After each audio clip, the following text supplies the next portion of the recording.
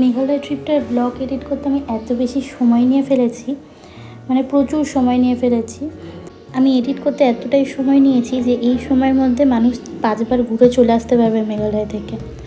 আর এমনটা না যে সময় পাচ্ছিলাম না বলে এডিট করছিলাম না, একদমই না, সময় ছিল, ল্যাদের অভাবে আমি এডিট করতে পারছিলাম না। তো যাই হোক, ফাইনালি এই ব্লগটা হচ্ছে আমার মেঘালয় ট্রিপের লাস্ট ব্লগ। তো মেঘালয় ট্রিপে ডে 5-এ আমরা শিলংয়ের সাইট সিনগুলো করতে বেরিয়েছিলাম। ফার্স্টেই আমরা গেছিলাম হচ্ছে শিলংয়ের ক্যাথিড্রাল চার্চে। এই চার্চটা হচ্ছে শিলংয়ের সবথেকে বড় চার্চ, ভীষণ বড় এরিয়া নিয়ে চার্চটা। তো চার্চের এক সাইডে হচ্ছে স্কুল আর এক সাইডে চার্চ। তো এই হচ্ছে চার্চটা, এর ভেতরে ঢুকতে দেয়, তবে ক্যামেরা অ্যালাউ নেই, সেই জন্য আর ভিডিও করতে পারিনি ভেতরে। তবে আমরা গেছিলাম, ভেতরটাও ভীষণ সুন্দর আর বাইরের এরিয়াটাও খুব সুন্দর, সেটা তো তোমরা দেখতেই পাচ্ছ। তো চলো একটু চারপাশটা ভালো করে ঘুরে দেখি।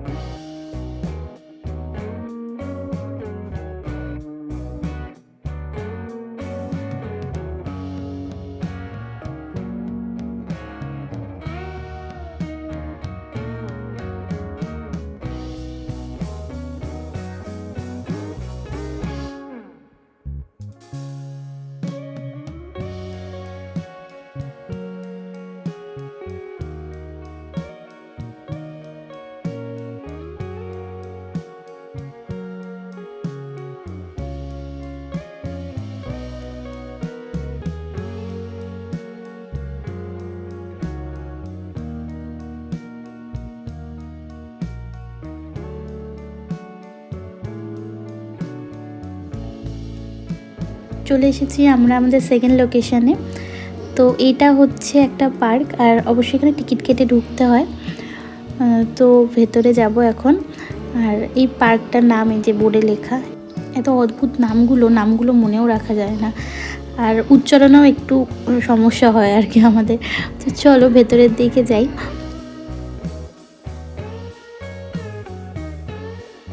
আমরা যখন গেছিলাম তখন তো শীতের সময় ছিল আর কি।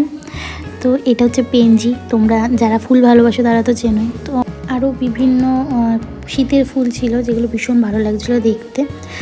পার্কটা অনেক বড় এরিয়া নিয়ে, এক সাইডে এরকম শুধু ফুল আছে, গাছ আছে, আর এক সাইডে বাচ্চাদের খেলনার জায়গা, মানে দোলনা টোলনা এইসব আছে।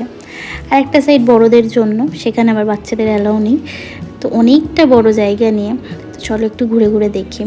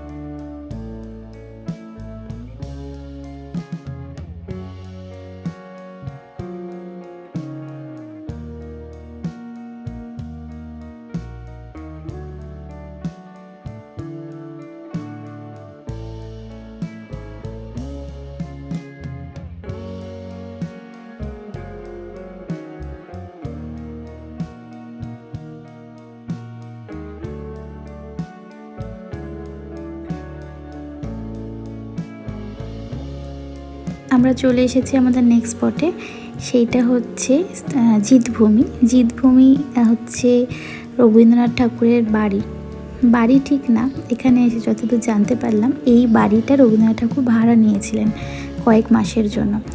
আর এখানেই কিন্তু উনি রক্তকরবী লিখেছিলেন।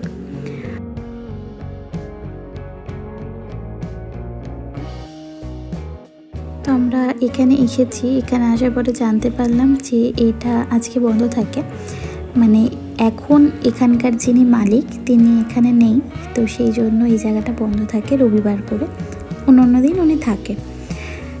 এখানে একজন কেয়ারটেকার আছেন, তিনিই বললেন কথাগুলো। চারিদিকটা ভীষণই সুন্দর, খুব সাজানো গোছানো।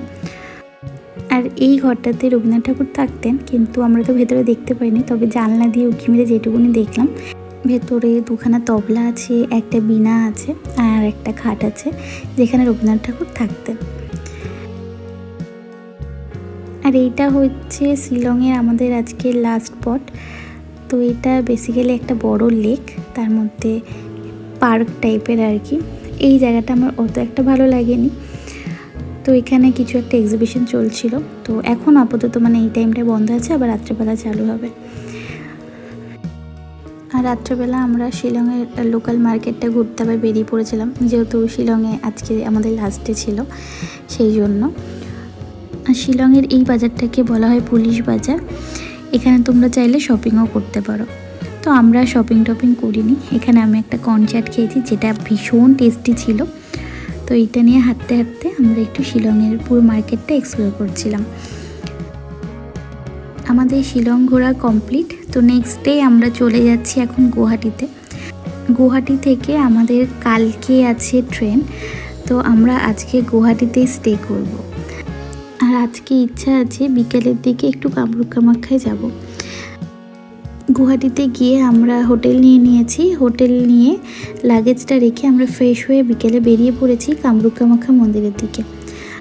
আমরা যেহেতু কামরূপ কামাখ্যায় গিয়ে পুজো দেবো না, সেই জন্য আমরা বিকেলে যাচ্ছি। আর আমার মা, মামি, মামা আর আরও যারা যারা আছে তারা কামরূপ কামাখ্যায় কাল পুজো দেবে বলে কাল সকালে যাবে। আর কামরূপ কামাখ্যায় তাতানকে নিয়ে লাইন দিয়ে অতক্ষণ পুজো দেওয়া আমাদের পক্ষে সম্ভব না, সেই জন্য আমরা বিকেলবেলার দিকে এসেছিলাম কামরূপ কামাখ্যা মন্দিরে ঘোরার জন্য। তবে তাতান বড় হলে আবার আসবো, এসে কামরূপ কামাখ্যায় মায়ের কাছে পুজো দিয়ে যাব। আমি না এখানে আসার আগে একটা কথা শুনেছিলাম যে যাদের নতুন বিয়ে হয় মানে 1 বছরের মধ্যে নাকি কামাখ্যা মন্দিরে আসতে নেই। তবে এখানে আসার পরে দেখলাম প্রচুর মানুষ এসেছে এখানে বিয়ে করতে।